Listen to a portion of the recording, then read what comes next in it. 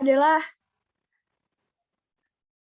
series yang bukan diselenggarakan oleh PT MSI, yaitu perusahaan yang fokus di bidang sumber daya manusia SDM, yang mana saat ini tuh bisa dibilang punya anakan baru gitu ya, yaitu MSI Alpha. Nah, sesuai namanya, MSI Alpha ini fokus untuk anak-anak muda nih, untuk teman-teman semua yang masih berjiwa muda. Nah, ini sebagai wadah buat teman-teman yang sangat bagus untuk terutama yang mau melamar pekerjaan, mencari tempat magang, untuk meneruskan karirnya di masa depan. Nah, MSI Alpha ini adalah pilihan terbaik untuk teman-teman. Nah, untuk penjelasan yang lebih lengkapnya, kita undang saja beliau, Ibu Dokter Anda, Novini Tiastuti, MM Psikolog, yang merupakan Direktur dari MSI. Boleh kita sambut teman-teman dengan tepuk tangan virtual. Inilah dia, Ibu Novi. Silakan Ibu Novi. Terima kasih Mbak Kenari. Terima kasih semua yang sudah hadir pagi ini di acara Karir Booster Series, sebuah acara webinar yang kami selenggarakan, yang diselenggarakan oleh MSI Alpha sebagai sebuah serangkaian seminar webinar. Jadi webinar ini kita adakan 4 kali. Untuk yang pertama kalinya sebagai penanda dilahirkannya MSI Alpha ini. Nah, MSI Alpha ini adalah sebuah entitas yang oke, kita kenalkan dulu ya siapa MSI Alpha. Oke, sebelum itu saya mungkin mau menyapa semua yang sudah hadir. Assalamualaikum warahmatullahi wabarakatuh. Selamat pagi, salam sejahtera, salam sehat untuk kita semua. Terima kasih yang sudah hadir pagi hari ini. Kita akan sama-sama mendapatkan knowledge baru, mengembangkan diri, dan mendapatkan informasi-informasi yang sekiranya nanti diperlukan dari teman-teman semua yang saat ini mungkin sedang menyiapkan mau lulus kuliah, kemudian sudah lulus kuliah, fresh graduate, ataupun sedang berburu pekerjaan. Nah, kami MSI Alpha ini sebenarnya lahir dari bagaimana kami melihat di klien-klien yang kami tangani bahwa saat sekarang ini banyak sekali perusahaan-perusahaan yang melakukan perampingan gitu ya, melakukan perusahaan yang melakukan perampingan, mereka mengurangi pegawai tetap beralih menjadi tenaga kontrak. Selain itu sebenarnya ada lagi yang lebih utama dari ini semua adalah pemanfaatan teknologi informasi itu menjadi sebuah hal yang mau nggak bisa kita tolak. Dan karena itu pemanfaatan teknologi informasi ini membuat kita bisa bekerja dari mana saja, melakukan apa saja gitu ya. Jadi menjadi borderless gitu.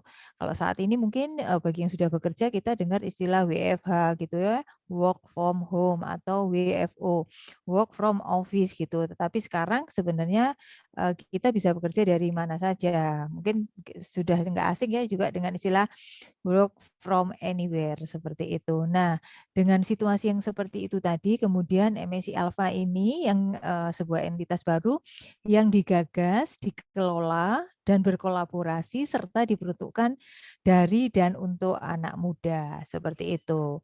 Nah, kami berharap sebenarnya melalui MSI Alpha ini kami bisa menyiapkan tenaga kerja yang tidak siap pakai gitu ya, menjadi lebih siap pakai. Terus kemudian juga secara makro, secara garis besarnya pengangguran yang meningkat ini bisa dikurangi, dan karena itu kami bisa menyumbangkan diri untuk mendevelop keterampilan baru.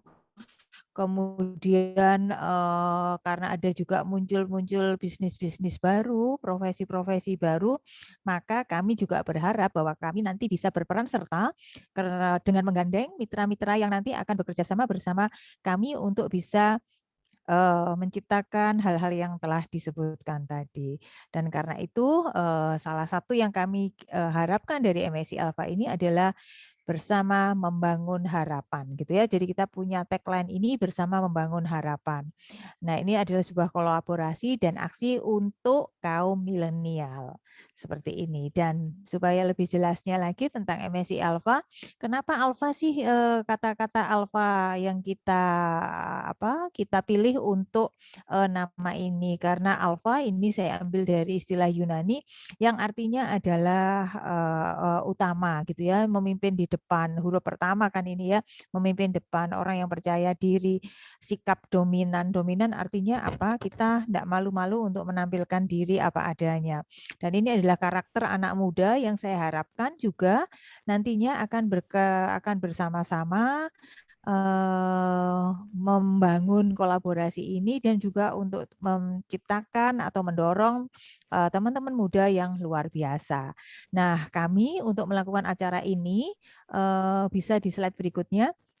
Ini adalah yang kami rencanakan gitu ya, dan ini yang program yang sedang kami garap, bahwa MSI Alpha ini bukan sendirian gitu ya, kami akan bekerja sama dengan para partner, di mana para partner ini adalah yang saat sekarang ini saat sekarang di webinar series ini mereka menjadi pembicara gitu ya. Minggu lalu kita bicara dapatkan insight yang luar biasa dari Mas Antonius. Beliau adalah co-founder dari Kria Global, sebuah program yang dikelola oleh entitasnya yang memungkinkan teman-teman muda untuk melakukan karya sosial gitu ya, melakukan project gitu ya, yang melibatkan berkolaborasi dari berbagai tempat gitu, anak-anak muda, ada yang di dalam negeri dan juga ada luar negeri. Mungkin yang lalu ikut ini kita sudah sharing dari 2 peserta program yang mereka mendapatkan manfaat luar biasa dari program yang dilakukan oleh Kria Global. Dan yang seperti sekarang ini kita bekerja sama dengan Top Karir gitu ya, di mana Top Karir ini adalah sebuah entitas juga yang mereka punya program-program, bisa ada lowongan pekerjaan, kemudian ada kesempatan magang, kemudian ada kewirausahaan juga buat mereka yang tidak kepingin bekerja, mereka punya informasi lowongan-lowongan kerja dan juga pelatihannya. Serta nanti di partner yang di berikutnya dengan Bright Internship, dengan Level Up, dan mungkin dengan partner-partner lain yang nantinya akan menyusul. Nah, kami juga bekerja sama dengan Apindo dalam hal ini, artinya dengan para perusahaan-perusahaan untuk kesempatan magangnya gitu ya. Jadi kami bekerja sama dengan perusahaan yang bersedia nanti untuk menerima magang, terus kemudian jika sesuai maka mereka bisa saja direkrut gitu ya. Mereka bisa saja direkrut sebagai tenaga kerja baik yang tetap maupun yang lepas seperti itu. Dan perusahaan nanti akan berperan serta untuk penyerapan tenaga kerja sesuai dengan program pemerintah dan juga dalam hal ini akan memberikan masukan kepada expert atau semua partner yang terlibat gitu. Jadi kira-kira apa sih yang dibutuhkan di tenaga kerja. Lalu kita kerjasama dengan lembaga pendidikan gitu ya. Lembaga pendidikan itu institusi pendidikan seperti perguruan tinggi, lembaga pendidikan vokasi, atau sekolah menengah kejuruan. Karena mereka adalah instansi yang mencetak teman-teman muda yang secara basic knowledge mereka sudah punya. Nah, nanti akan dilengkapi dengan lembaga lembaga atau ini yang lainnya yang sudah lulus dari lembaga pendidikan tadi akan makin kaya gitu ya, akan makin punya skill-skill yang dibutuhkan untuk profesi yang akan datang. Seperti itu. Dan kemudian para expert yang nantinya mereka adalah para ahli atau akademisi yang akan memberikan masukan terhadap program-program apa saja sih yang sebetulnya dibutuhkan.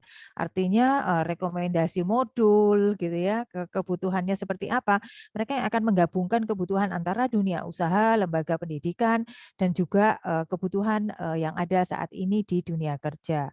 Lalu kita akan kerjasama juga dengan organisasi pemuda. Organisasi pemuda ini kita kenal seperti misalnya ada Karang Taruna. Terus kemudian saat ini kita kerjasama dengan Rotaract, sebuah organisasi untuk anak-anak muda yang juga menjadi host dari acara ini, gitu ya. Jadi dengan Rotaract mungkin dengan Karang Taruna atau organisasi kayak semacam ada kalau misalnya di Islam itu ada di remaja masjid, kemudian atau organisasi-organisasi pemuda gereja yang nantinya kami harapkan mereka juga kalau ada mereka-mereka yang ingin bekerja, ingin melatih keterampilannya, mereka akan mendapatkan solusi dari ini semua.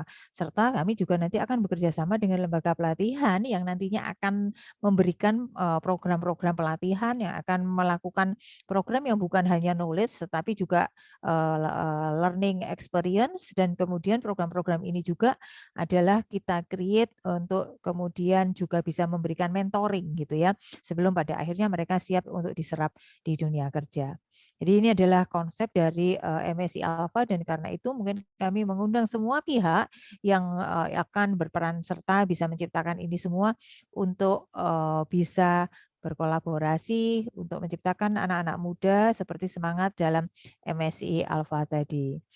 Seperti itu. Lalu slide berikutnya. Oke, nah ini adalah jangan lupa nanti ikutin acara kami, ikutin acara kami, dan kemudian kita punya Instagram, kemudian di sana nanti kita akan upload acara-acara yang akan kami selenggarakan. Itu yang dapat saya sampaikan, dan bersama ini saya menyampaikan bahwa acara ini selanjutnya Bapak Wakil Gubernur Jawa Timur, Bapak Emil Dardak akan menyampaikan, rencananya akan menyampaikan sambutan speech untuk pembuka dari acara kita ini semua gitu ya. Yang minggu lalu beliau ada kegiatan, dan pagi ini kami mohon maaf sekali beliau menyampaikan ada kegiatan dengan Kementerian dengan Menteri Informasi Kominfo. Tetapi tanpa mengurangi rasa perhatian beliau kepada acara ini, beliau berkenan untuk menyampaikan kata pengantarnya melalui sebuah video, dan nanti kita akan bersama-sama menyimak video berikut yang akan diputarkan sebagai kata pembuka beliau. Dan karena beliau ini mewakili Provinsi Jawa Timur, maka salah satu program yang sedang digagas beliau adalah yang terkait dengan Millennial Job Center, dan nanti beliau akan secara khusus menyampaikan tentang Millennial Job Center.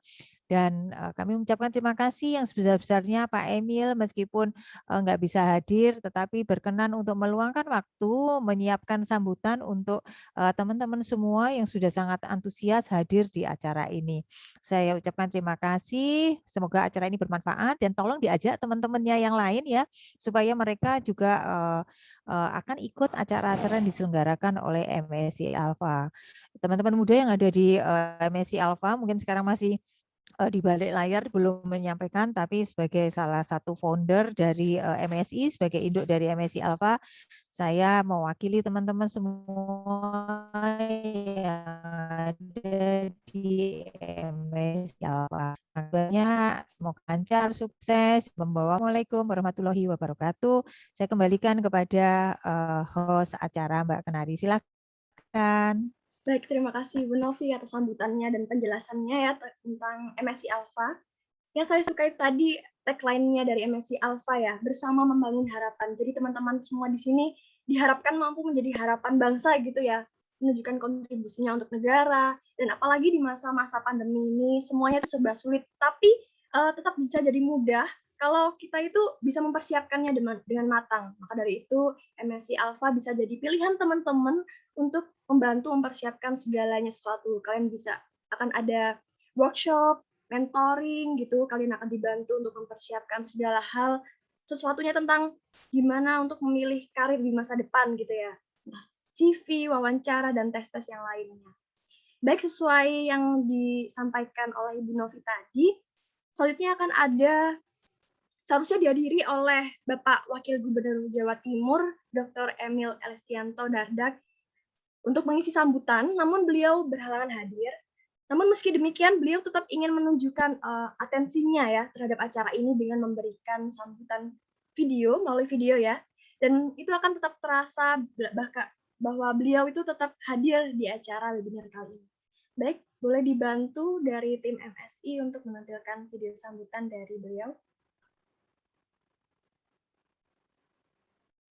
Assalamualaikum warahmatullahi wabarakatuh. Salam sejahtera untuk kita semua. Segenap peserta Karir Booster Series yang diselenggarakan oleh MSI. Saya ingin mengucapkan selamat tentunya atas terselenggaranya Career Booster Series ini. Memang di tengah pandemi COVID-19 tentunya semua bertanya-tanya, bagaimana ya nasib kita? Tetapi saya ingin mengingatkan bahwa sebelum pandemi pun ada sebuah disrupsi yang terjadi besar-besaran yang merubah landscape atau ekosistem dunia kerja. Di Pemprov Jawa Timur kita mengembangkan sebuah program yang disebut Millennial Job Center. Apa program ini? Ini menjawab realita bahwa di tengah digitalisasi, perusahaan-perusahaan sekarang akan dituntut bukan saja memiliki opsi tapi dituntut untuk bisa lebih efisien dan juga bisa lebih luas dalam menjaring talenta. Jika dulu orang hanya bisa bekerja dengan datang ke kantor, bekerja full time, ya, dan kantor harus mengeluarkan dana besar untuk menyewa kantor, untuk kemudian meng-hire banyak orang secara full time, dan tentunya artinya akan terikat pada ketersediaan tenaga full time tersebut dari sisi talenta. Maka sekarang perusahaan bisa memperluas cakupan talenta dan tidak terikat hanya kepada full timer. Karena dengan digitalisasi sekarang, orang bisa bekerja dari mana saja. Orang bahkan mungkin setelah seminar ini narasumbernya bisa langsung ikuti seminar lain. Maka kebutuhan orang untuk bekerja harus full time menjadi sangat berkurang. Dan juga dengan itu, maka seseorang bisa bekerja untuk 1, 2, atau 3 pemberi kerja sekaligus. Inilah yang disebut era gig economy. Gig economy ini diambil dari istilah gig. Gig itu adalah istilah untuk pertunjukan bagi seni. Memang seniman atau musisi itu karyawan atau bukan. Mereka hidup dari satu pertunjukan ke pertunjukan yang lain. Nah, istilah inilah yang digunakan juga sekarang untuk gig economy dalam konsep bekerja secara freelance, bekerja secara lepas. Bukan berarti bekerja serabutan, tetapi bekerja lepas ini punya jenjang karir. Kalau Anda seorang fotografer, Anda akan menaikkan tentunya profesionalisme dengan semakin banyak portofolio dan skills yang dipelajari. Kalau Anda seorang videografer, sama. Desainer grafis juga sama. Nah, oleh karena itu saya berharap dan saya senang di undangan yang diberikan ke saya oleh MSI ini, tertera di situ freelancer juga menjadi bagian dari yang didorong dan dikembangkan. Nah, saya ingin mengajak juga kepada semua peserta dari Career Booster Series, coba kunjungi website www.mjc.jatimprov pakai V ya, .go.id. Di situ ada penjelasan mengenai Millennial Job Center. Kalau Anda ingin menjadi talenta, Anda bisa mendaftar di sana dan akan di screening. Kita sejauh ini sudah ada 2000 lebih proyek-proyek Millennial Job Center, di mana talenta yang tertarik menjadi pekerja freelance profesional akan kita kawinkan dengan UKM atau usaha, kemudian akan dibimbing oleh mentor. Karena talenta baru tentu akan sulit mendapat kepercayaan dari klien. Nah, dengan adanya mentor, klien akan lebih percaya. Dan talenta ini akan mendapatkan proyek, ya, tentunya akan mendapatkan kompensasi, walaupun kompensasinya tentu bukan jadi tujuan utama, tetapi ini akan membangun sebuah rekam jejak atau istilah kerennya hari ini portofolio. Nah, untuk itu sekali lagi saya ingin mengucapkan terima kasih kepada MSI yang menyelenggarakan Career Booster Series, dan semoga tentunya rekan-rekan yang mengikuti Career Booster Series ini akan juga mendapatkan banyak manfaat dari berbagai narasumber. Dan jangan lupa kunjungi www.mjc.jatimprov.go.id. Terima kasih sekali lagi, sukses selalu. Wassalamualaikum warahmatullahi wabarakatuh. Waalaikumsalam warahmatullahi wabarakatuh. Nah, teman-teman, jadi itu adalah sambutan dari beliau, Bapak Wakil Gubernur Jawa Timur. Seperti yang disampaikan oleh beliau bahwa kita ini di masa pandemi ini banyak sekali hambatan gitu ya, terutama bagi anak-anak muda yang mencari pekerjaan begitu. Nah, walaupun begitu kita tetap harus bisa mampu menghadapi situasi gimana pun untuk tetap bisa berkembang maju, untuk menentukan karir kita di masa depan. Nah, salah satunya adalah kalian dengan mengikuti webinar series ini yang diadakan oleh MSI Alpha ini, udah sebagai bentuk langkah kecil kalian untuk istilahnya mengembangkan potensi dan bakat kalian untuk menuju karir yang kalian impikan. Sebagai informasi aja, bahwa webinar series kali ini itu adalah rangkaian webinar yang diadakan, ada 4 webinar yang akan diadakan. Yaitu yang pertama sudah diadakan minggu lalu, dengan tema Replanning Career in Times of VUCA, dan yang diadakan hari ini dengan tema Winning Your Dream Job, yang selanjutnya minggu depan akan diadakan dengan tema Equipping Yourself with 21st Century Skills, dan yang terakhir adalah Personal Branding and Networking. Jadi bisa dilihat teman-teman ya, webinar yang diadakan oleh MSI Alpha ini adalah webinar yang disampaikan oleh narasumber terpercaya. Speaker-speakernya adalah orang-orang yang sangat mampu di bidangnya gitu ya, sudah bukan abal-abal lagi. Nah, di situ kalian bisa mempelajari berbagai hal, bisa diserap apapun yang bisa diserap untuk perkembangan diri kalian. Nah, untuk teman-teman, selanjutnya akan ada materi yang akan disampaikan oleh dari Top Karir Indonesia, yaitu Kak Agatha ya, dari Top Karir Indonesia, yang materi akan disampaikan oleh Kak Agatha Ika Paskarista, selaku Career and Self-Development and Brand Ambassador dari Top Karir Indonesia. Baik, mari kita sambut Kak Agatha, silahkan untuk menyampaikan materinya. Oke, terima kasih Kenari. Selamat pagi Bu Novi. Terima kasih Bu, udah diajak untuk join. Dan terima kasih juga ya tadi untuk sambutan dari Bapak Wakil Gubernur yang atas atensinya untuk anak-anak muda gitu ya. Walaupun ini Jatim ya, tapi kayaknya yang ikut nggak hanya Jatim ya, banyak nih dari mana aja gitu. Gitu ya Bu Novi ya. Terima kasih Bu. Iya, terima kasih. Ya. Oke. Ini Agatha ada di mana ini? Di Di Jogja, Jakarta? Di Jogja. Oh, di Jogja. Iya. Oke. Iya. Terima kasih sudah hadir. Tuh, Iya, Pekan Bu. Baru Riau Wah, hadir tuh. Medan hadir. Wah. Oke, Bu. Saya Oh, lanjut ya, Bu. keren. Silakan. Ya, bisa dibantu untuk materinya ya, teman-teman dari tim. Oke.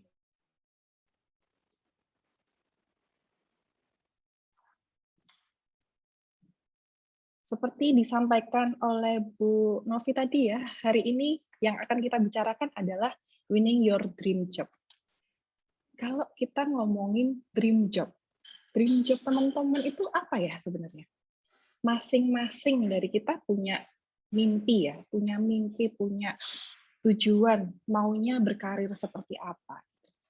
Tapi sayangnya teman-teman yang milenial atau bahkan di sini ada yang generasi Z ya, karena sudah di bawahnya milenial, di atasnya milenial gitu, sering tanya, Kak, aku di usia segini kok belum nemu ya kemampuannya, belum tahu ya aku maunya apa gitu. Sampai ujungnya nggak tahu nanti mau berkarir apa. Kalau menurut saya sendiri, teman-teman itu bukan nggak tahu, sebenarnya tahu. Gitu. Sebenarnya tahu, tapi kadang tertutup gitu, karena banyak tuntutan, karena banyak temanku udah sukses, orang ini sudah sukses, dia sudah sukses. Teman-teman sebenarnya tahu gitu. Coba di awal sebelum mulai, sekarang teman-teman silahkan tuliskan 5 hal yang paling kamu bisa, yang paling teman-teman bisa. Nanti di akhir materi akan aku tanya satu-satu. Terus bisa jawab ya. Oke. Bisa di next lagi.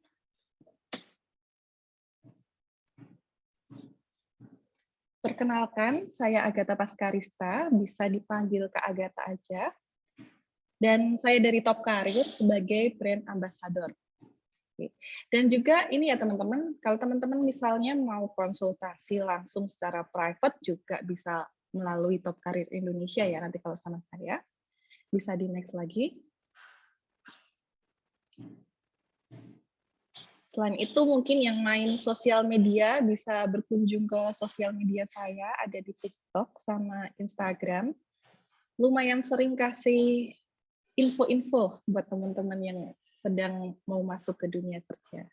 Silahkan di-follow kalau yang main sosial media. Bisa di next lagi. Tadi sudah dikenalkan sama Bu Novi tentang Top Karir. Jadi Top Karir bersama juga dengan MSI Alpha ini bekerja sama untuk membantu teman-teman muda sekalian. Nah, Top Karir sendiri itu apa sih sebenarnya? Kita itu hadir untuk teman-teman muda, baik untuk yang mau cari kerjaan, yang mau cari beasiswa, yang mau konsultasi, yang mau ikut pelatihan, dan banyak sekali ya layanan yang ada di Top Career. Mungkin teman-teman nanti bisa cek di aplikasi Top Career Indonesia, bisa dicek di smartphone-nya masing-masing. Ada informasi lowongan pekerjaan, bahkan freelance juga ada ya. Ada juga tes minat bakat. Ini nanti teman-teman kalau udah mentok banget, aduh nggak tahu nih minat bakatku apa, atau mau cari tahu aja gambaran minat bakatnya apa, bisa ikut tes di Top Career ya. Lalu juga ada kewirausahaan dan lain-lain. Bisa di next lagi.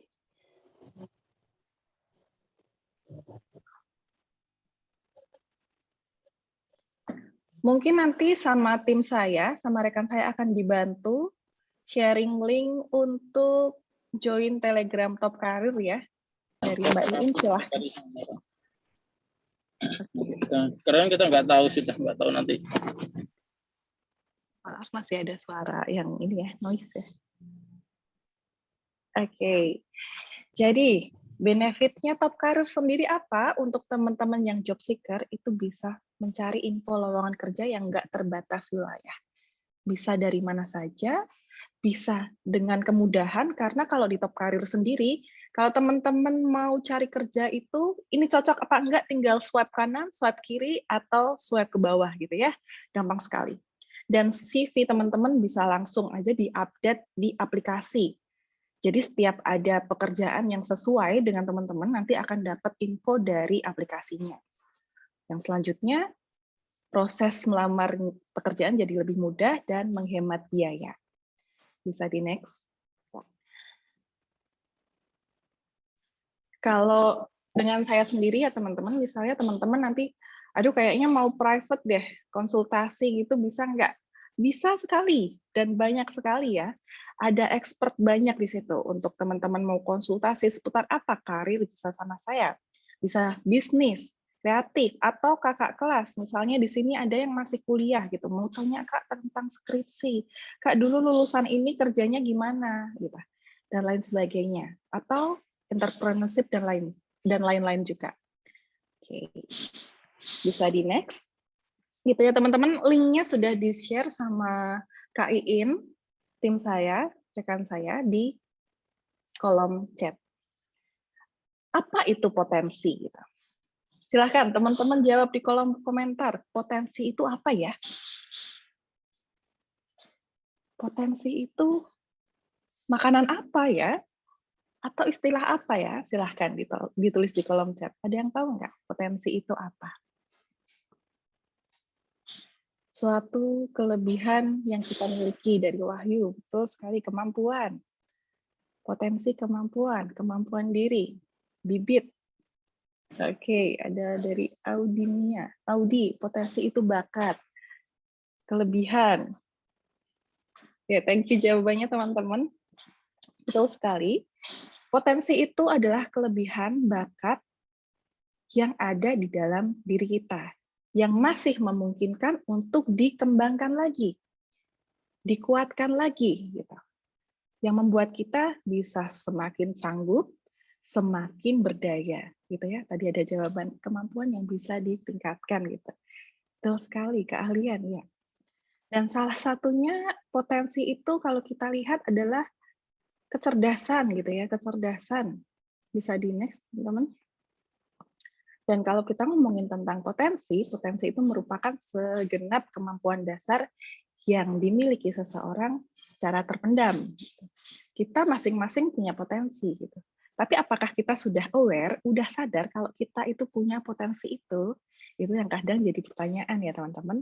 Terus bagaimana untuk mengembangkan potensi yang sudah dimiliki gitu.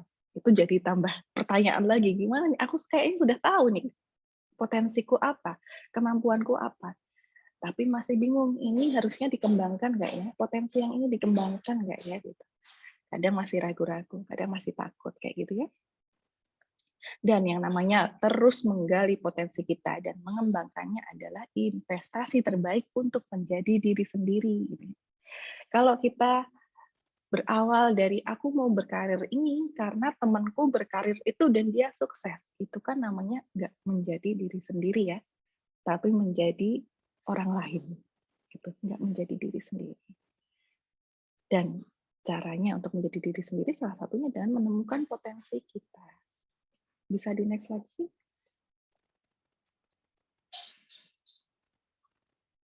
Nah ini, teman-teman bisa lihat di layar. Aku yang mana ya kira-kira gitu. Udah nemu belum? Ini ada beberapa kecerdasan ya, kalau di psikologi itu menurut Howard Gardner namanya multiple intelligence.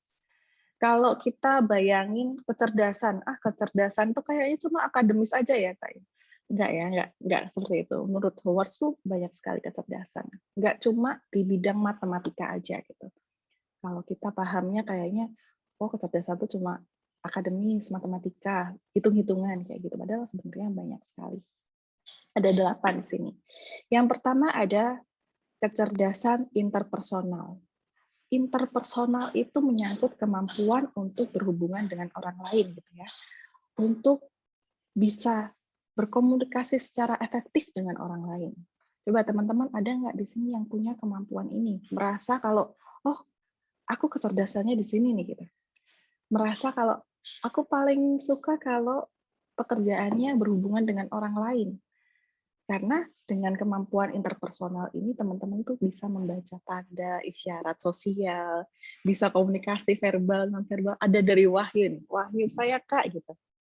Dan mampu menyesuaikan gaya komunikasi dengan orang lain secara tepat gitu. Jadi kalau orang-orang dengan kemampuan ini, dengan kecerdasan ini tuh bisa melakukan negosiasi gitu.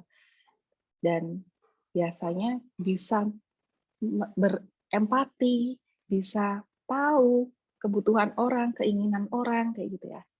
Dan yang dengan keterampilan kecerdasan interpersonal ini, teman-teman cocok sekali untuk masuk jadi pekerja sosial, jadi guru, jadi manajer, jadi marketer, gitu ya.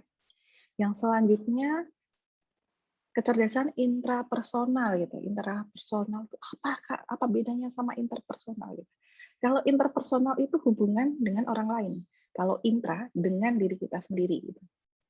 Teman-teman ada yang cita-citanya mau jadi psikolog mungkin? Nah, salah satu kemampuan yang dimiliki, yang harus dimiliki, kecerdasan yang dimiliki oleh psikolog adalah intrapersonal gitu. Berhubungan dengan dirinya sendiri dulu gitu. Tahu emosi yang muncul, tahu kebutuhan dirinya. Karena kalau kita tidak bisa dengan diri sendiri itu aja berkomunikasi, bagaimana nanti ngurusi klien di luar sana gitu ya. Untuk teman-teman yang pengen jadi psikolog, teolog gitu, butuh kemampuan ini. Yang selanjutnya musik. Musik itu kelihatan ya, kemampuan ini kayaknya yang berhubungan dengan nada. Teman-teman kalau dengerin lagu itu gampang, oh kayak gini. Gampang ngepasin nada, main musik gitu. Jadi kayak intuisinya itu pas banget kalau sama musik. Bisa jadi pemusik, bisa jadi musisi dan lain sebagainya. Nah, selanjutnya kinestetik. Kinestetik itu berhubungan sama gerakan gitu. Kita mampu untuk dalam seluruh tubuh kita itu mampu mengekspresikan ide, perasaan, menggunakan tubuh kita, tangan kita untuk menghasilkan atau mentransformasi sesuatu gitu. Dan orang yang memiliki kecerdasan kinestetik ini punya kecenderungan perasaan yang kuat dan kesadaran yang mendalam tentang gerakan-gerakan fisik gitu. Dan mampu berkomunikasi dengan baik melalui bahasa tubuh gitu. Apa ya pekerjaan yang kira-kira cocok sama ini kecerdasan kinestetik itu? Penari, apalagi ya kira-kira gitu. Dokter bedah pun juga loh teman-teman, bisa loh ya, karena menggunakan tangan dia gitu, menggunakan ini gimana ya caranya untuk merangkai organ dalam manusia seperti itu ya, dan lain sebagainya. Lalu yang selanjutnya ada kecerdasan apa lagi teman-teman? Ada kecerdasan logis matematis. Ini yang secara umum diketahui oleh kita-kita ya, tentang hitung-hitungan, tentang logika kayak gitu. Tapi sebenarnya tidak terbatas hanya di bidang matematika, di bidang IPA, tapi juga dalam bidang rancangan penelitian. Teman-teman siapa yang penelitiannya, skripsinya kuantitatif gitu? Coba mungkin ada, atau eksperimen. Atau teman-teman yang dari komputer, yang programming, yang kayak gitu ya, itu juga memiliki kecerdasan matematis, logis matematis. Yang selanjutnya apalagi? Naturalis. Naturalis apa nih? Sebenarnya ini pun pendapat baru ya dari Gardner sendiri, dari Howard Gardner, bahwa kecerdasan ini adalah seseorang yang mampu mengenal dan mengklasifikasi berbagai spesies, gitu. Flora, fauna dalam suatu lingkungan. Biasanya orang-orang seperti ini itu cocok kerja di outdoor, di luar ruangan, gitu, yang berhubungan sama alam. Bahkan beberapa itu punya apa ya, sense yang lebih terhadap cuaca gitu. Wah, bentar lagi hujan nih, kayak gitu. Jadi dia paham betul dengan cuaca, dengan keadaan lingkungan seperti itu. Cocoknya jadi apa ya? Bisa jadi ahli botani, zoologi, geologi, meteorologi, astronomi, dan lain sebagainya ya teman-teman. Bahkan bisa juga jadi dokter hewan. Apalagi ya, linguistik. Linguistik ya, biasanya ini berhubungan sama verbal, itu baik tertulis maupun tidak tertulis. Suka merangkai kata-kata, suka mengkomunikasikan sesuatu gitu. Bisa bermain kata-kata ke orang lain gitu. Ini cocok juga teman-teman jadi penulis gitu ya. Jadi apalagi ya penyair, pengacara, wartawan seperti itu. Yang selanjutnya spasial. Kalau spasial itu berhubungan dengan ruang. Gitu. Dengan ruang apa ya kalau dengan ruang itu? Jadi dia kalau melihat sesuatu itu udah bisa mengira-ngira, oh jaraknya segini, oh ukurannya seperti ini, bentuknya seperti ini. Sudah terbiasa dengan seperti itu. Biasanya ini kecerdasan ini cocok jadi arsitek, teknik sipil, seperti itu. Oke, kira-kira sudah ada gambaran belum ya? Aku yang mana nih? Gitu. Udah ada belum nih? Bisa di next lagi. Terus kalau belum tahu gimana ya, Kak ya? Kalau belum tahu sama sekali potensinya gimana ya? Atau bahkan aku pun nggak tahu, Kak, passionku kemana, aku mau jadi apa, yang aku suka itu apa, gitu. Banyak loh yang masih kayak gitu, yang masih ngerasa, aduh aku nggak tahu banget, gitu. Maunya kemana sih, diriku tuh maunya apa, gitu. Sering juga yang curhat sama aku sendiri, bahwa udah lulus aja masih bingung dan masih merasa aduh kayaknya jurusanku yang kemarin nggak sesuai deh gitu. Jurusanku yang kemarin-kemarin kok sekarang kayaknya nggak sesuai kalau aku masukkan di pekerjaan sekarang kayak gitu. Karena biasanya kalau kita berangkat SMA gitu ya, udah jelas banget, aku mau kuliah ini gitu. Udah mau kuliah ini, tapi nanti ketika sudah beranjak mulai masuk ke usia dewasa awal gitu, 20 tahun ke atas, merasa aduh sesuai nggak ya keinginanku ini kalau aku masukkan ke dunia dewasa gitu, sesuai nggak ya sama di lingkungan dewasa. Jadi kadang kita di situ mengalami keraguan lagi gitu, mengalami perasaan aduh kayaknya salah deh jurusan yang aku pilih kemarin-kemarin, padahal dulunya juga pilih sendiri gitu ya. Dan tapi memang ternyata nggak semulus itu ya teman-teman untuk tahu apa yang benar-benar ada di dalam diri kita. Tapi bukan berarti nggak bisa gitu. Coba lakukan beberapa hal gitu. Karena kalau kita nggak mencoba untuk melakukan banyak hal, kita nggak explore, gimana kita tahu apa yang kita suka gitu. Yang dicoba cuma 1, 2, 3 hal aja, gimana kita tahu gitu. Oh ternyata 3 hal yang pernah dicoba itu ternyata nggak cocok. Makanya teman-teman silahkan yang sekarang masih muda-muda explore lah sebanyak mungkin yang belum pernah kalian lakukan. Terus selanjutnya gimana kalau sudah explore, Kak? Lihat yang paling dominan. Apa nih yang paling sering-sering aku lakukan? Yang paling kelihatan aku kemampuannya di mana gitu. Aku paling bisa di mana gitu. Dan mana yang favorit. Setelah itu dikerucutkan lagi, mana yang orang bilang kamu bagus kalau melakukan itu. Atau misal kamu sekarang sudah sadar, oh rekan-rekanku, teman-temanku waktu aku kuliah itu sering banget nyuruh aku, tolong gambarin ini dong, tolong bikinin ini dong, tolong tulisin ini dong. Itu bisa jadi clue-clue ya teman-teman, bisa jadi clue. Oh, orang lain mengakui aku bisa di sini. Tapi kembali lagi, apakah kamu nyaman dengan itu? Apakah kamu nyaman dengan hal yang kamu lakukan itu? Selanjutnya dikerucutkan lagi. Setelah tahu dan orang merasa, oh kamu bagus di sini, apakah hal itu membuat kamu nyaman dan membuat kamu selalu ingin improve yang kamu lakukan, gitu ya. Terus apalagi pertimbangannya? Pertimbangannya adalah cari hal-hal yang kamu merasa kalau kamu tidak melakukan itu ada yang kosong dari dirimu. Aduh apa ya? Aduh kok rasanya aku kosong kalau nggak ngelukis. Kok aku kosong kalau nggak nyanyi. Aku kosong kalau nggak nulis atau baca. Gitu. Kalau hal-hal tadi dicoba sampai sekarang belum nemu, silahkan ke ahli, silahkan ke profesional, ikut tes minat bakat, ikut tes psikologi lainnya, ke psikolog, ke mentor, dan lain sebagainya, teman-teman. Sekarang banyak sekali kalau teman-teman mau cari bantuan seperti itu banyak sekali. Atau mungkin teman-teman mau coba tes minat bakat di Top Karir. Gitu ya. Bisa di next lagi.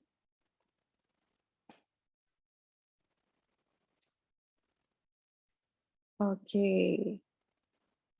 Terus kalau sudah nemu, Kak, udah nemu aku maunya kemana? Aku kemampuannya kemana?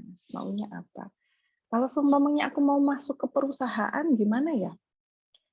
Gimana cara menemukan perusahaan yang cocok sama diriku gitu? Yang cocok dengan value-ku gitu. Yang cocok apa ya? Kan perusahaan banyak sekali. Cara aku memilih gimana biar sesuai sama aku gitu. Kadang ada teman-teman sering bilang, yang penting kerja aja dulu. Gitu. Lulus kuliah yang penting kerja aja dulu. Yang lain dipikir nanti-nanti. Dipikir carry kalau bahasa Jawanya gitu ya. Pernah pikir gini nggak? Teman-teman juga pernah mikir kayak gini nggak? Atau berangkat sekarang kerja karena dulunya berawal mikir kayak gini. Ya mungkin nggak apa-apa ya untuk beberapa teman-teman. Tapi untuk teman-teman yang lain jangan dibiasakan. Karena kita ya harus ingat ngeset tujuan kita yang jelas gitu. Harus jelas, kamu kerja itu mau apa? Yang dicari apa? Jangan cuma asal-asalan pilih semuanya gitu. Atau nyebar CV langsung semuanya disebar gitu, asal-asalan gitu. Karena kalau enggak nanti nyesel. Nanti keterima di perusahaan yang ternyata nggak sesuai value kamu, nanti rasanya, aduh kesehatan mentalku gimana nih? Nanti rasanya nggak sesuai. Ternyata perusahaan ini nggak mendukung passion kamu, nggak sesuai sama passion kamu. Jadi kesejahteraan psikologisnya menurun. Makanya sangat penting sekali yang pertama menetapkan tujuan teman-teman. Tujuannya apa? Yang kedua, sesuaikan dengan value. Apakah cocok dengan budaya kerja di perusahaan gitu? Apakah cocok dengan lingkungan kerja dan bidang yang seperti apa yang cocok dengan kamu gitu. Selanjutnya teman-teman juga bisa cari urgensinya. Aku mau kerja itu kenapa ya? Apakah cari pengalaman dulu atau pemasukan dulu atau mau explore dulu atau karena passion gitu. Kalau kamu kok urgensinya passion, kerjanya asal-asalan, cari di tempat yang lain yang pokoknya asal-asalan, yang penting pemasukan, itu kan salah ya. Jangan kebalik-balik. Jadi urgensinya kamu mencari kerja itu apa? Dituliskan, diingat-ingat lagi, gitu. Yang selanjutnya cari info tentang perusahaan yang kamu lamar nantinya. Gimana tantangan di perusahaan itu? Budayanya gimana? Posisi yang kamu tuju nanti gimana? Jalur karirnya gimana? Potensi untuk belajarnya nanti gimana gitu. Dan ini kaitannya dengan apakah di perusahaan ini kamu akan dapat kesempatan untuk mengembangkan diri. Terus deskripsi pekerjaan itu gimana nanti? Gaya komunikasi yang ada di perusahaan gimana? Observasi enggak. Misal teman-teman sudah sampai tahap interview, diobservasi ini perusahaannya bagaimana, lingkungan kerjanya seperti apa gitu. Jadi kita terus menggunakan diri kita, menggunakan kompetensi kita untuk observasi diri dulu gitu. Observasi diri dulu, observasi lingkungan terdekat, observasi tempat yang akan kita tuju gitu ya. Kenalan sama pegawai yang ada di situ. Misal udah tahu nih mau ke perusahaan X, cari-cari tentang perusahaan X, cari kontaknya salah satu alumni yang dari perusahaan itu, atau misalnya masih kerja di situ. Kamu tanya-tanya, buat network, buat hubungan yang baik dengan dia. Lalu ya yang jelas ya disesuaikan ya kualifikasinya sama kualifikasinya perusahaan, maunya cari karyawan yang seperti apa dan kompetensimu seperti apa. Gitu. Terus kalau sudah tahu mau kemana, mau ke perusahaan apa yang harus dipersiapkan gitu. Yang pertama ya pasti CV, surat lamaran, resume, cover letter, dan ini jangan dadakan ya teman-teman. Sering banget yang bikinnya dadakan. Jangan dadakan, tapi dari jauh-jauh hari, sehingga nggak ada typo-typo lagi, nggak ada tulisan-tulisan yang salah, nggak ada informasi yang kurang-kurang gitu. Jadi ketika nanti mau dikirim lagi ya double check, dicek lagi, ada yang salah lagi nggak? Apakah ada yang harus diupdate juga gitu. Lalu ini simple sekali, tapi sangat sering aku temui. Email yang tidak profesional atau email yang susah sekali dibaca gitu. Teman-teman mulai sekarang kalau belum punya email yang profesional atau mudah dibaca, mulai dirubah ya emailnya. Terus kalau membubuhkan informasi kontak di CV, di surat-surat lamaran kamu yang jelas dan yang bisa dihubungi. Jangan cuma yang bisa dihubungi WA aja gitu. Karena nggak semua itu hubunginya langsung ke WA ya. Biasanya juga langsung ke telepon atau ke SMS gitu. Harus sinkron nomornya. Tuh. Yang selanjutnya buat daftar keterampilan teman-teman gitu. Karena kadang lupa, mau wawancara, aduh lupa aku mau ngomongin keterampilanku apa aja, kemampuanku. Bisa dijelaskan kemampuan atau kelebihan kamu gitu. Nanti kaget, nggak tahu gitu. Padahal biasanya tahu gitu. Makanya dibuat daftar. Atau juga sudah kamu biasakan. Sebaiknya sih malah sudah terbiasa tahu ya kelebihan dan kelemahannya sudah harus di luar kepala gitu ya. Karena itu kan menyangkut dirimu. Kadang kita kalau menilai orang lain gampang sekali gitu. Oh, orang ini gini-gini. Tapi untuk kepo untuk diri sendiri kok kadang malah males gitu ya. Kadang nggak kepo tentang diri sendiri, nggak tahu dirinya gimana, kelebihan kelemahannya gimana gitu. Tuh. Lalu yang selanjutnya juga teman-teman latihan wawancara untuk ngomong di depan orang, latihan bisa di depan cermin, bisa di depan temanmu atau kedua orang tua gitu. Lalu optimislah.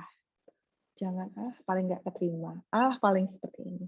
Dan sabar ya teman-teman, karena proses rekrut itu biasanya nggak sebentar.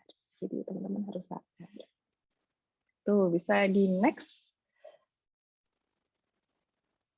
Oke, lalu apa yang harus dipersiapkan gitu?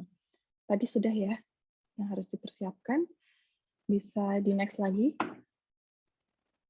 Bisa di next lagi, ini tadi sudah saya sampaikan. Terus teman-teman ini ya, aku mau kasih pesan buat teman-teman. Hati-hati sama lowongan kerja fiktif, karena banyak sekali.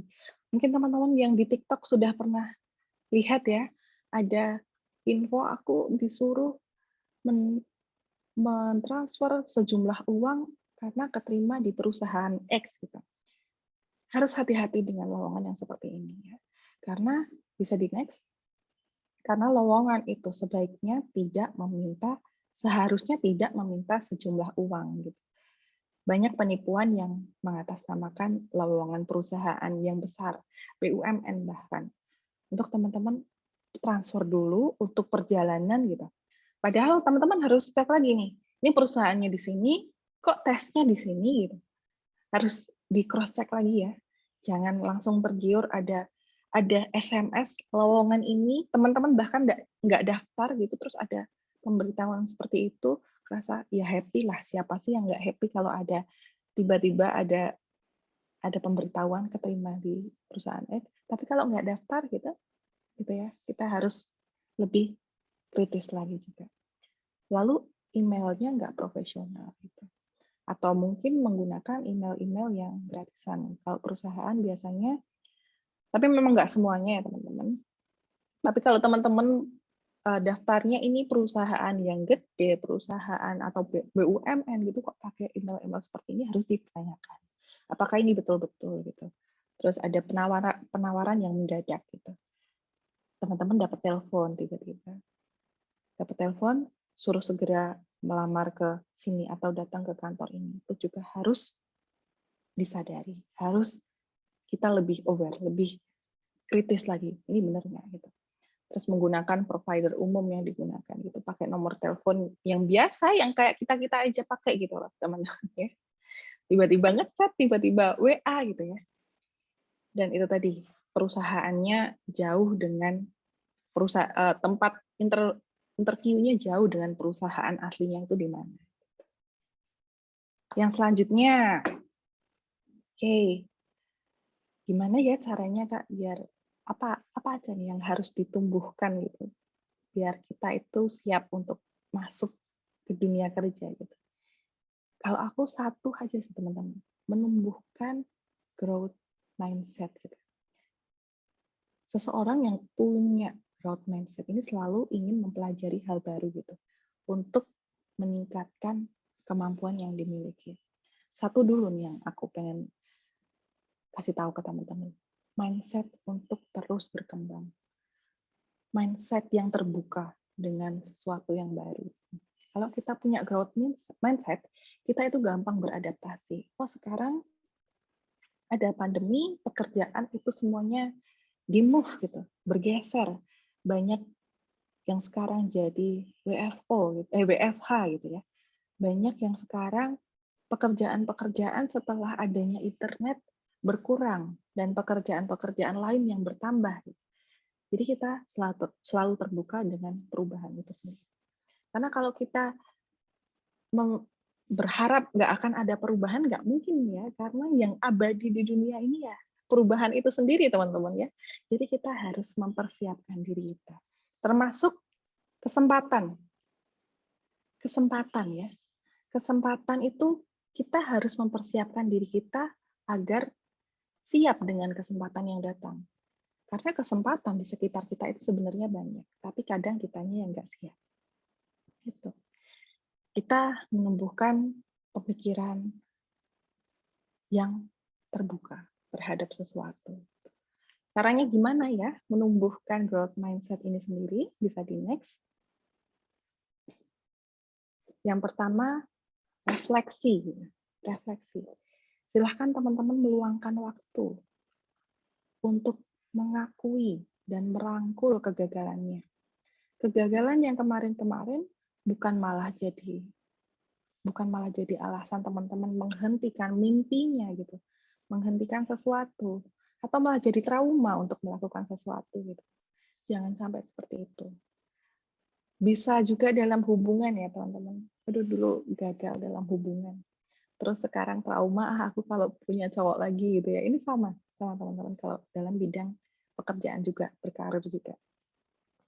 Kalau kemarin gagal, ya akui kalau memang gagal. Yang namanya gagal ya pasti sedih, ya pasti kecewa. Ya nggak masalah, itu emosi yang datang juga dirasakan aja. Jangan kamu denial gitu, ngapain aku sedih, ngapain kecewa. Gitu. Hadirkan emosi itu, tapi setelah itu dirangkul kegagalannya, kita merangkul diri kita sendiri, dan menyadari mana yang butuh perbaikan. Secara aktif ya. Jadi kita secara aktif tahu mana yang harus diperbaiki. Jadi ini jadi batu loncatan untuk teman-teman semakin bertumbuh lagi, semakin berkembang lagi. Yang selanjutnya, temukan tujuan. Tadi sudah saya katakan bahwa teman-teman kalau mau mendaftar kerja juga harus nge-set tujuannya itu mau apa. Kita itu kalau ngeset tujuan itu sama aja menguatkan otot-otot kita ya, biar lebih kenceng, biar lebih siap untuk menghadapi rintangan ya, gitu ya, ditemukan. Dan kalau kita menemukan tujuan kita akan semakin kuat, semakin tahu apa yang mau dilakukan setiap harinya. Sudah punya jadwal-jadwal tertentu. Hari ini aku mau mengembangkan ini, hari ini aku melakukan ini. Hari ini aku mau istirahat. Itu juga suatu tujuan loh ya teman-teman. Lalu yang selanjutnya, terima tantangan gitu. Ambil tantangan. Karena kadang gini ya teman-teman, kita itu punya persepsi negatif terhadap sesuatu. Kayaknya aku nggak bisa mengerjakan ini. Ini tantang dirimu sendiri gitu. Untuk menghapuskan persepsi negatif itu sendiri gitu. Coba datangi tantangan itu gitu. Dan lihat itu sebagai pengalaman belajar yang bermanfaat gitu. Misal teman-teman ada tawaran untuk presentasi gitu di depan banyak orang atau isi webinar. Aduh aku takut, nanti aku gimana kalau apa yang aku bicarakan itu salah, aku nggak berani gimana caranya menjawab pertanyaan nanti seperti itu. Saya sendiri pun takut dulu ya teman-teman, tapi ternyata untuk melakukan sesuatu, untuk percaya diri ya butuh satu langkah besar dulu, karena percaya diri itu nggak datang gitu aja, kita harus mulai dulu. Semakin kita sering, semakin kita pede, semakin kita enjoy. Semakin nervousnya itu nggak menggebu-gebu kayak dulu. Nervousnya semakin berkurang kayak gitu. Yang selanjutnya, tumbuhkan semangatmu gitu. Biar apa? Biar tahan untuk melalui rintangan-rintangan. Nggak fokus aja ke tujuan akhir gitu. Jadi kamu tetap fokusnya yang dikerjakan sekarang, kamu menumbuhkan semangatmu itu setiap hari. Gitu. Menumbuhkan semangatmu itu setiap apa yang kamu lakukan gitu ya. Nggak cuma lihat, oh aku semangat nanti kalau sudah sukses gitu ya. Terus yang selanjutnya, rubah kata tidak menjadi belum gitu. Aku nggak bisa. Jangan kayak gitu lagi, sekarang dirubah aku belum bisa dan suatu saat pasti bisa. Karena aku akan melatihnya. Gitu. Ini kayak kita memanipulasi otak kita ya. Kata-kata kita itu sangat berarti untuk otak kita juga sendiri. Gitu. Kata-kata yang kamu ucapkan ke diri kamu sendiri itu sangat berarti untuk dirimu. Jadi kurangi kata-kata negatif tentang dirimu sendiri. Gitu. Karena seringkali yang banyak mengkritik diri kita, pengkritik terkejam adalah diri kita sendiri. Gitu ya. Harus disadari itu. Yang selanjutnya, tujuannya dicatat. Kalau aku sendiri, teman-teman sering sekali untuk nulis. Ada goals besar. Gitu. Aku mau melakukan X, aku mau jadi seorang X. Gitu. Itu kan goals besar. Tapi setelah itu aku breakdown kecil-kecil. Di breakdown apa yang bisa dilakukan segera. Hari ini, apa yang segera bisa dilakukan sekarang. Dituliskan. Tujuan kamu itu sedetail mungkin kamu tuliskan. Di buku kamu, di jurnal kamu, di kertas. Gitu. Ditempel di kamar. Sehingga setiap kamu masuk kamar, kamu ingat, oh iya, tujuanku ini. Oh iya, apa yang aku mau lakukan ini. Ini yang aku mau. Jadi kamu terus diingatkan. Gitu. Yang selanjutnya, kita harus gitu ya, mindful teman-teman. Mindful itu sangat penting sekali. Kita harus menyadari hari ini gitu. Nggak cuma fokus sama yang kemarin-kemarin, kesalahan yang kemarin-kemarin, atau terlalu mengkhawatirkan yang besok belum terjadi kayak gitu. Karena kalau biasanya kita cemas, terlalu khawatir sama yang besok belum terjadi, malah kita nggak ngelakuin apa-apa. Kalau kita fokusnya sama kesalahan yang dulu-dulu, kita takut melakukan sesuatu.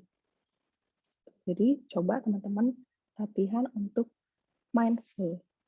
Hiduplah hari ini, hiduplah sekarang.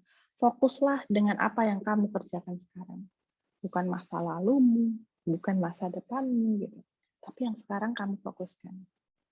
Biar lebih maksimal. Biar lebih keren lagi hasilnya. Untuk yang kemarin-kemarin jangan dihubung-hubungkan lagi dengan yang sekarang. Gitu ya.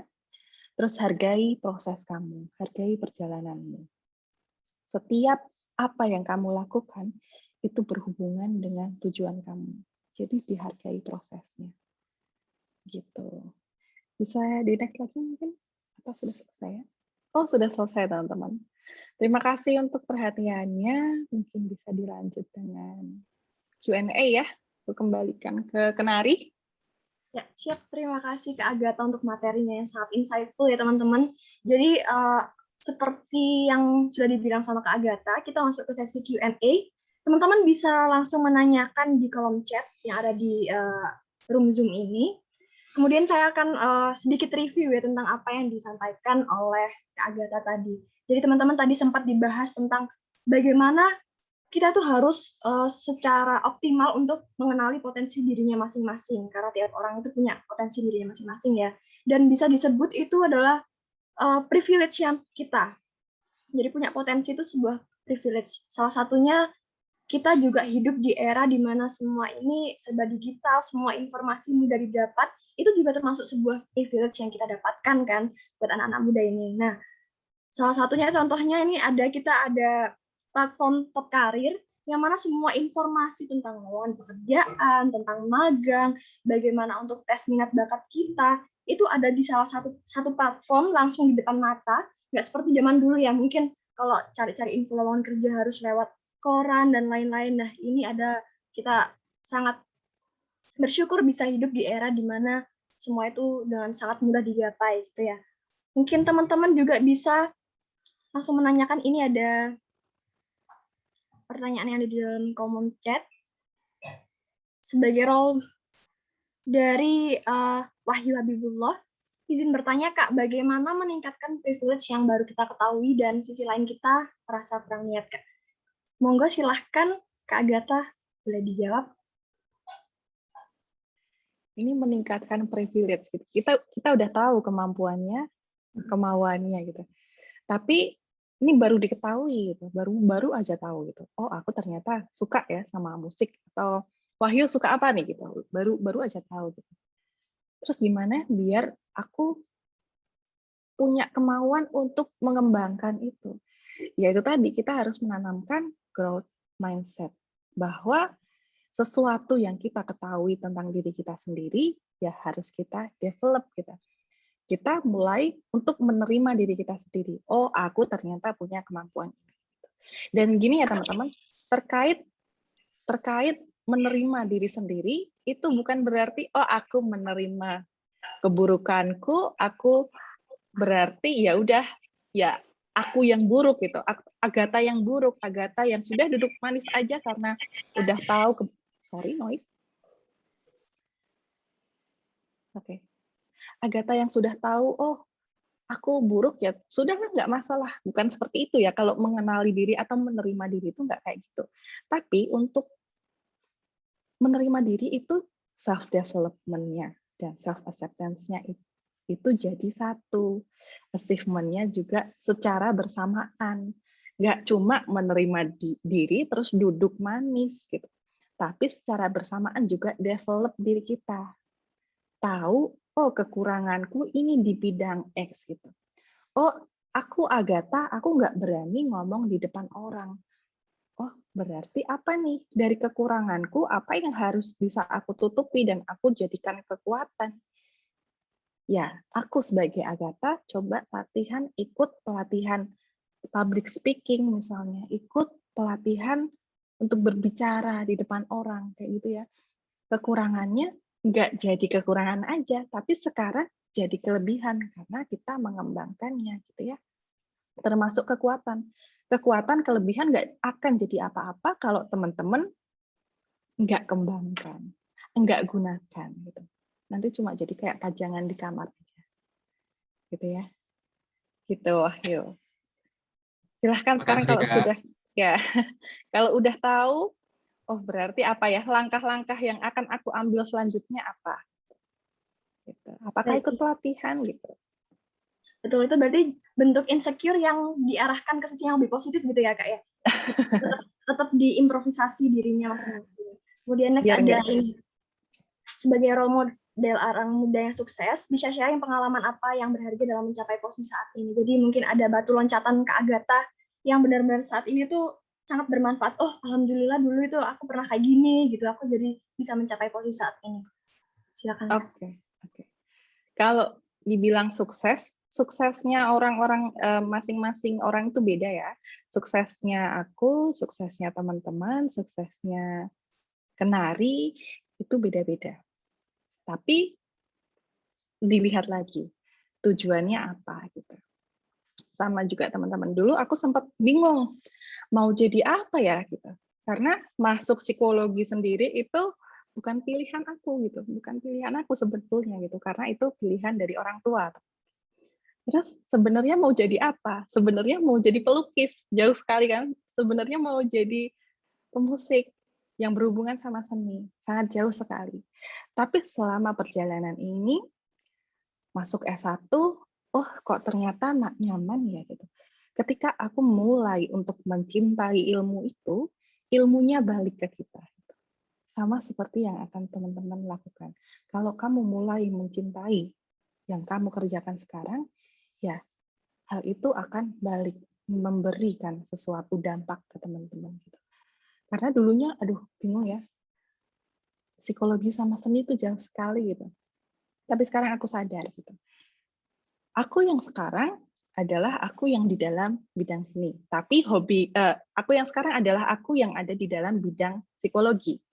Tapi hobiku seni gitu. Jadi sekarang untuk dua itu tetap aku lakukan ya teman-teman, antara hobi dan aku yang sebenarnya itu siapa. Jadi akhirnya tidak merasa kehilangan diri sendiri karena tetap berjalan. Gitu. Oke, lanjut. Ini yang tanya, yang tanya Bu Novi ya ternyata.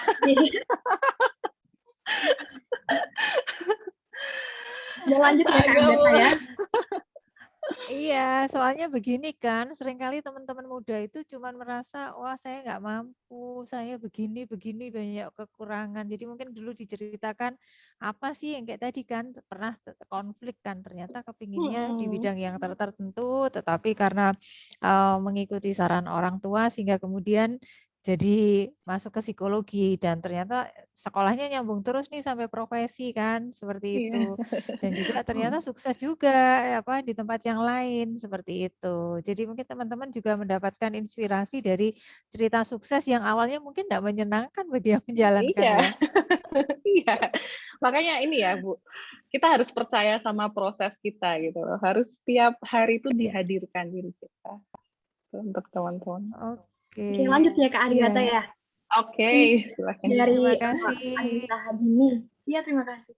Dari Anissa Hadini, bisa dirangkum ini pertanyaannya, bagaimana cara memilih kira-kira kegiatan apa yang paling tepat untuk masa depan kita. Jadi bisa dengan banyaknya kegiatan kita gitu ya untuk explore. Jadi kayak biar nggak bingung, oh ini ternyata yang paling tepat. Kemudian mungkin juga sekalian bisa Kak Agatha jelaskan kira-kira tips and trick untuk memanage waktu dengan banyaknya kegiatan yang ada gitu.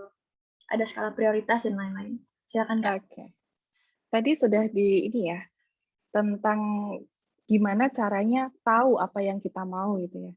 Kalau belum tahu sebenarnya apa ya coba hal-hal lain gitu. Itu yang pertama. Tapi setelah tahu gimana caranya, tadi sudah ditanyakan juga sama Wahyu ya, caranya kalau sudah tahu ya tetap kita punya kemauan untuk mengembangkan. Jadi kita punya hasrat untuk ini harus terus dikembangkan. Apa yang aku punya ini harus terus aku gunakan. Bahkan nantinya bisa bermanfaat untuk dirimu sendiri dan bisa bermanfaat untuk orang lain. Gitu. Lalu yang selanjutnya tentang manage waktunya. Ini banyak sekali kegiatannya. Gimana cara manage waktunya? Mungkin teman-teman sekarang harus mulai ya belajar kayak Kenari bilang, itu untuk membuat skala prioritas. Mana yang harus aku kerjakan dulu, mana yang bisa menunggu, mana yang harus saat ini juga, mana yang masih bisa menunggu nanti-nanti. Itu harus mulai latihan. Nanti habis ini mungkin bisa browsing-browsing teman-teman untuk cari gimana cara membuat skala prioritas. Itu banyak sekali.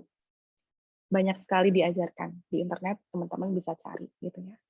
Untuk tahu gitu. Jadi kita itu jangan kebiasa multitasking atau mengerjakan sesuatu dalam satu waktu gitu. Karena kalau kayak gitu, itu akan lebih lama ya untuk selesainya. Kita kan ada suatu penelitian bilang kalau kita mengerjakan sesuatu dan sambil mengerjakan yang lainnya, untuk fokus kembali ke yang sedang kita lakukan yang utama itu butuh lama, butuh 23 menit, berapa detik gitu. Itu lumayan lama untuk kita bisa fokus ke kerjaan pertama kita, yang utama kita. Jadi jangan kebiasa multitasking. Makanya juga teman-teman silahkan belajar juga mindfulness. Itu kalau untuk aku sendiri, jujur sangat bermanfaat gitu. Karena tadinya, ya gitu teman-teman, fokus terus sama yang lalu-lalu, fokus terus sama yang besok-besok gitu. Akhirnya nggak fokus sama yang sekarang. Tadinya aku nggak suka dengan cara aku bereaksi terhadap sesuatu. Aku nggak suka caraku seperti ini, nggak suka caraku seperti itu. Tapi dengan mencoba untuk menghadirkan diriku sepenuhnya di hari ini, di saat ini, bahkan ketika ngobrol sama orang lain, gitu. Aku coba fokus untuk ngobrol dengan orang itu. Minimal berapa menit fokus dengan orang itu. Itu akhirnya aku bisa fully hari ini, fully present. Fully sadar akan hari ini gitu. Jadi nggak musingin lagi yang besok-besok atau musingin lagi yang kemarin-kemarin gitu ya. Jadi semakin develop dirinya, semakin terbuka atas sesuatu yang baru. Gitu. Baik, terima Itu kasih. curhatan. Iya, jadi intinya tentukan skala prioritas, terus di-present dengan apa yang sekarang itu dihadapi gitu ya Kak. Jadi bukan sekarang lagi di aktivitas A, tapi pikirannya ke B, ke C gitu. Jadi kurang fokus. Oke, lanjut dari pertanyaan Juliani. Gimana caranya untuk membentuk self branding? Jadi seperti yang dari info, terkadang saat melamar kerja itu media sosial dilihat gitu loh Kak. Gimana cara membangun personal branding? Oke. Personal branding itu sebenarnya nggak cuma yang online ya teman-teman, tapi secara offline sendiri kita juga sudah harus siap dengan personal branding itu sendiri. Soalnya kalau di online misalnya kita terlihatnya, wah ini orang baik ya gitu, wah orang ini banyak senyum, tapi ketika teman kamu papasan sama kamu kok kamu cemberut gitu, wah ini personal brandingnya gimana gitu. Jadi biar nggak terlihat cuma pencitraan, ya semuanya gitu. Perkataan kita, perilaku kita juga diperbaiki gitu. Secara offline juga kita perbaiki. Terus gimana caranya untuk membangun personal branding ya? Kalau di sosial media, memang kalau aku yang sering wanti-wanti ke teman-teman, sosial mediamu itu adalah mencerminkan atau gambaran tentang dirimu gitu. Jadi ketika kamu mau mendaftar pekerjaan, ya kalau dulu sering ngeluh-ngeluh di sosial media, sering berkata-berkata buruk, sekarang dikurangi atau bahkan udah nggak perlu lagi kayak gitu. Sekarang sudah saatnya kita memanfaatkan sosial media kita, gitu. Bahkan untuk pekerjaan-pekerjaan baru. Kayak aku sendiri teman-teman, nggak ada pikiran untuk bikin TikTok gitu, nggak ada pikiran untuk ngapain bikin akun TikTok, kayaknya nggak sesuai value aku. Tapi itulah tadi, kita harus bersifat terbuka dengan sesuatu yang baru. Ya akhirnya buat TikTok.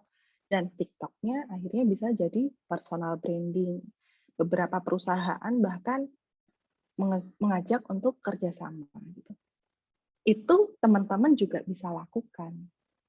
Bisa bermula dengan apa yang kamu suka sekarang gitu. Apa yang kekuatanmu sekarang itu apa?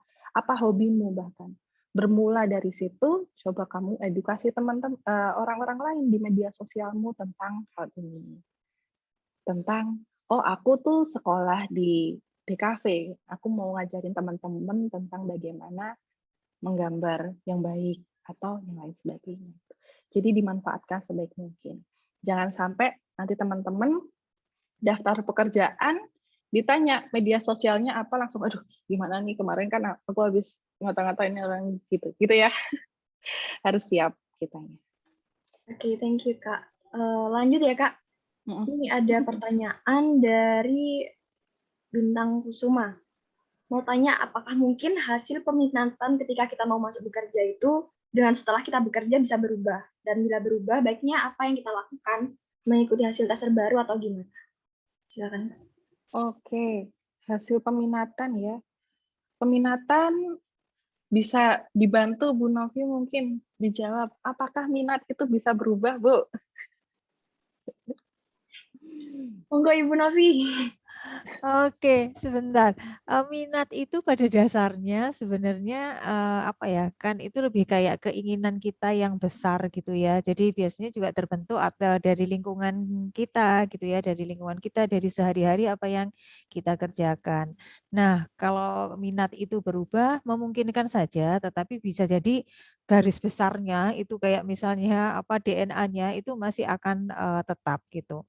Tetapi minatnya bisa jadi berubah tetapi yang minor, Iya, bukan yang betul. utama seperti itu. Gitu. Jadi kalau misalnya saya ini sebenarnya dulu minatnya gitu ya, saya suka nulis gitu kan, saya suka nulis gitu. Terus kemudian untuk berbicara nggak terlalu suka gitu ya. Jadi berawal dari kemudian saya suka nulis, kemudian lama-lama saya juga jadi ini kan terdorong untuk menyampaikan sesuatu atau sharing kepada orang lain melalui cara yang lain. Cara yang lain adalah melalui berbicara, menyampaikan di depan publik seperti itu. Akhirnya ini jadi minat yang baru gitu gitu. Tetapi pada dasarnya minatnya tadi adalah ingin sharing sesuatu kepada orang lain gitu kan. Ada orang yang misalnya dia suka melakukan sesuatu kalau karyanya ini kemudian menjadi sesuatu yang berharga ini kan. Kalau saya mungkin lebih suka kalau kemudian membuat orang lain ini jadi apa ya, mendapatkan manfaat dari apa yang dilakukan dan jadi orang lain juga tahu gitu. Jadi bisa jadi ini dari minat yang sama tetapi dibentuk aktivitas yang berbeda. Begitu kurang lebih Terima gitu. kasih Bu, Jadi kalau kerepotin. misalnya Soalnya. ini sambil nginget-nginget saya bisa berubah nggak ya gitu. Jadi pengalaman aja sih diceritakan.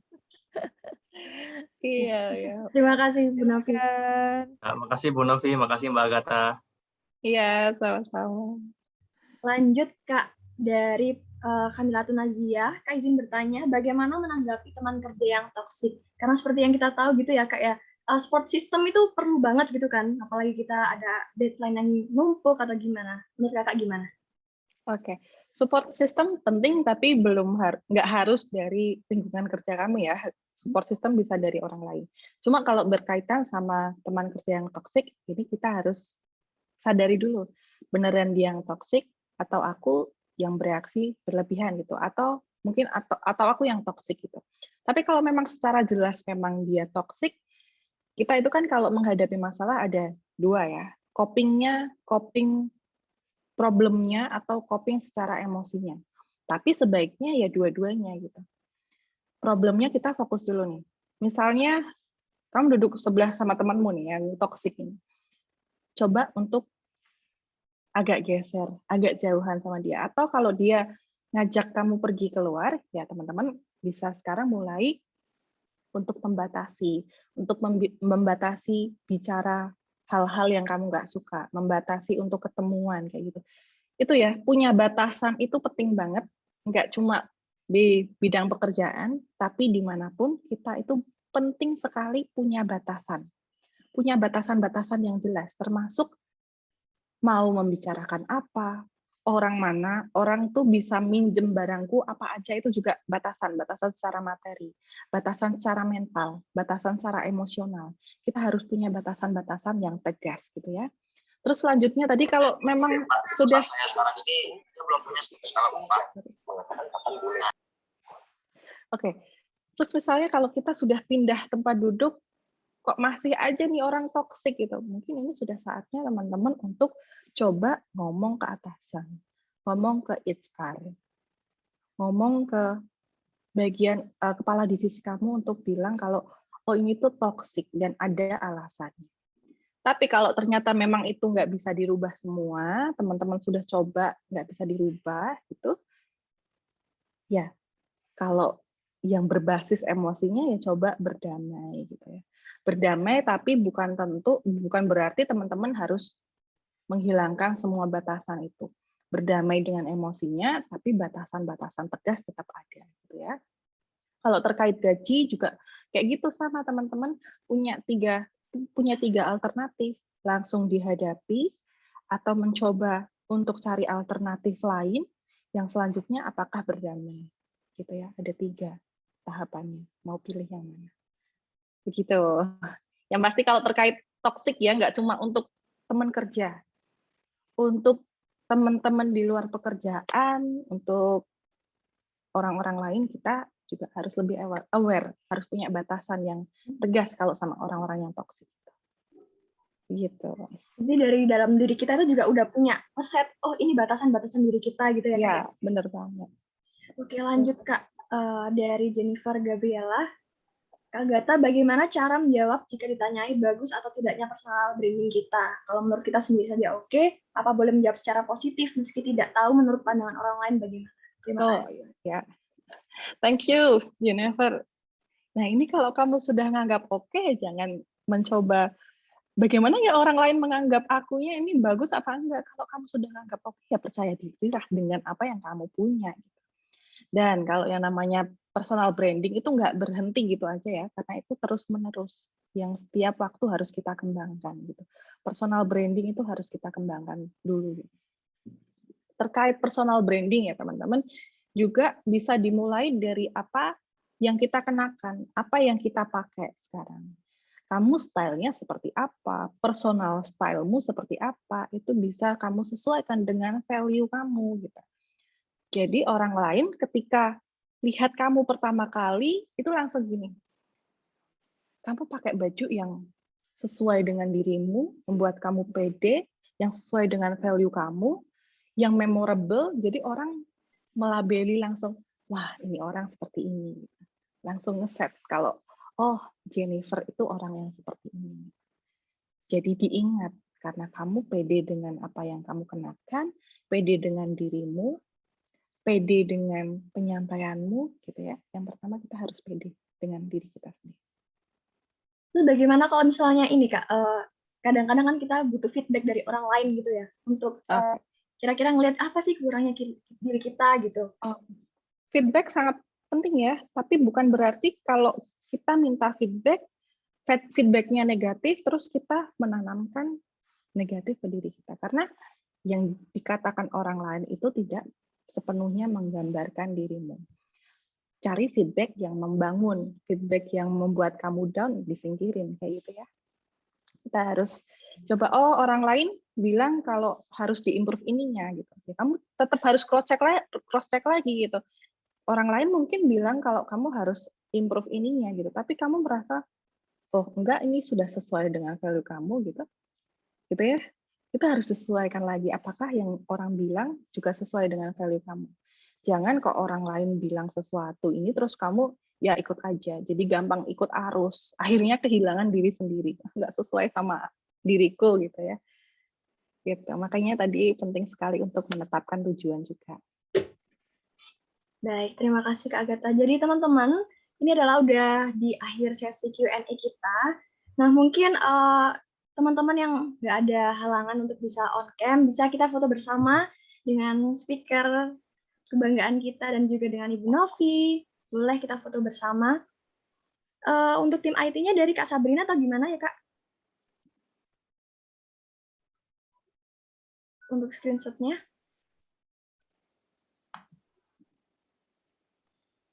Maaf, suaranya masih di mute kayaknya. Cuman kayaknya Iya ya Kak. Kak Sabrina ya yang untuk tim IT-nya.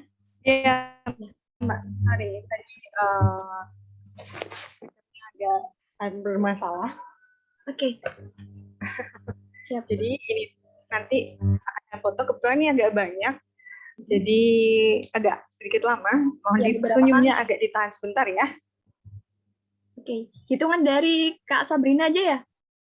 Oke, Bapak Ibu, teman-teman sekalian, mungkin bisa dinyalakan kameranya, dan mungkin kalau sudah, mari kita berfoto.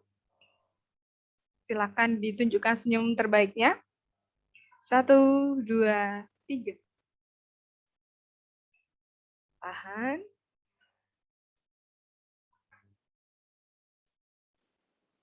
Sebentar lagi.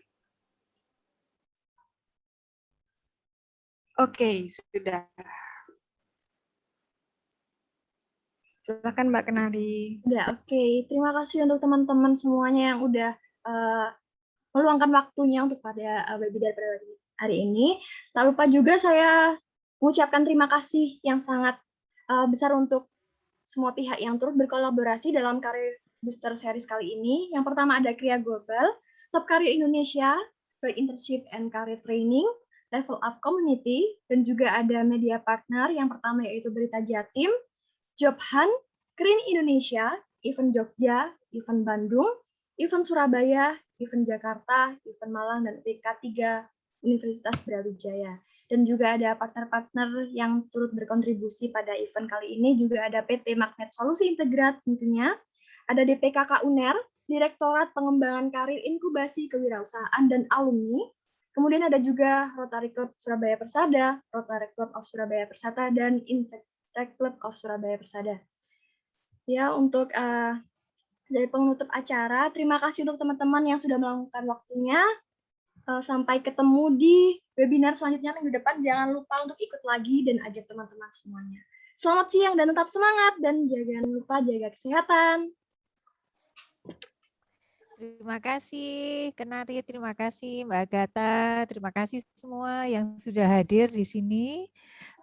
Terima kasih inspirasinya, semoga bermanfaat dan ikuti acara kita di sesi-sesi yang akan datang.